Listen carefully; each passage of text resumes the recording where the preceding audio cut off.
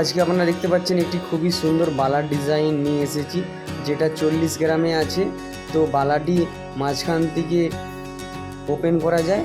তো বালাটিতে গালা নেই, বালাটি সলিড বালা, হলমার্কের আছে, মাত্র 40 গ্রামে। তো আপনারা ডিজাইনটা দেখুন, ভালো লাগলে অবশ্যই লাইক ফলোয়ার করবেন। মাঝখান থেকে বালাটিকে খোলা যায়, তো দু অর্ধেক হয়ে যাবে। তো আপনারা বালাটি মাঝখান দিয়ে পরতে পারবেন।